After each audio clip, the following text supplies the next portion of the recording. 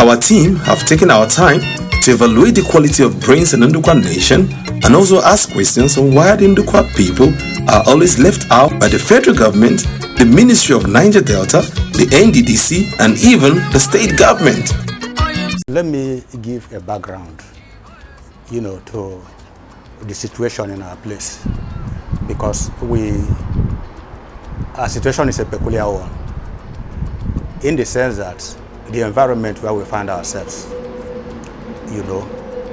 is the kind of environment that requires concerted effort to develop. There must be the political will to develop that place. That makes it peculiar. But it's also a life wire to the entire state and the entire nation. Because if you are talking about the sustenance of the economy of the country, what sustains this economy presently is oil. I use the word presently, advisedly. Oil sustains the economy of this nation now, majorly. Okay? Now, there are communities where this oil is found. Those communities are the Niger Delta communities in this country. Okay? Now, in those Niger Delta communities, there are communities that are more affected by the devastation of oil exploration. Ndokwa East belongs to that, peculiar situation. And in Ndokwa East, you have the communities that are more affected. Those communities that are along the, call them the coastal communities, because not all the communities in Niger Delta are coastal communities. There are really the coastal communities in Niger Delta. That's those communities that lie along the bank of the river Niger. Obaluchi as a whole, belongs to the coastal communities. All those communities face this kind of peculiar problem. And we are agrarian people. We are farmers and we are also fishermen. But you discover that this community that supplies what it takes, as it were, to sustain the economy, does not have just the very basic infrastructure to sustain the people. You can't access the community by road. You can't. So at the end of the day, despite that our people are, hardworking people, they cultivate the land, harvest the farm produce, but at the end of the day, the farm produce will lie waste because there are no means to even transport the farm produce. So it becomes a very big problem. Because why it's a problem is because despite the importance of these communities, government, both at the federal level and at state level, neglect these communities. So we find ourselves so helpless, as it were. So that is the situation we have found ourselves in. But for some of us, those of us who are the elite, we are not based in the villages, our communities, but we go there every now and then. And you know the challenges we face, the pressure we face from our people, pressuring us that, look, but for you people who are the elite, we would have taken up arms against the government. But we said no.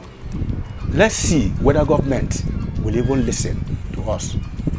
If you observe, there have been some agitations around the Ndokwa axis lately. The people are getting fed up. You hear about corruption, everybody, sharing the money, as it were. The communities that, from which resources to sustain the economy are gotten from are neglected. So we are pushed to the wall. We just hope that with the efforts now and with the agitations now, government will direct their attention to these coastal communities of Ndokwa East. Else, we cannot continue to guarantee that our people will just continue to look. We are not even asking for so much. Just the basic things. We're not asking for so much. I'm here based in Abuja. When we say we're traveling, we get to Asaba, we get stuck. We remain there. All we're asking for, there are just 3 major things. And those things are basic. We shouldn't really be asking for those things, because if we had a government that is up to their responsibilities, we should not be asking. These things should be given. So, if the argument is that there are no resources or no funds to provide this infrastructure, what about those states? Those states that in terms of allocation, monthly allocation, that do not even get up to half of what Delta State gets. So with that at the back of your mind, you will know that there is just a deliberate effort to neglect us. Deliberate effort. So basic road. But also I started by saying that we live in a peculiar environment. So it will take much more than just providing an ordinary road.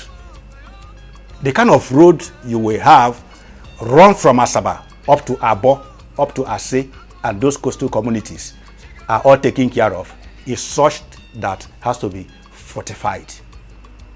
And when I say fortified, if you just build a road without the shoreline being fortified, and what it means that dredging will have to be done. With what is gotten from the dredging, then you shore up, the bank of the River Niger, so that the road that will be built there will, stand the test of time. Without that, if you just build a road as you do in other communities, by the time the floods come, the roads are washed off.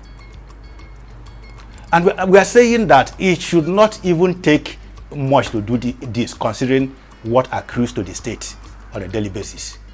So our appeal cuts across federal government, state government. Those places need to be developed. And the development we are talking about, I have stated here, first, road is basic. If that doesn't happen,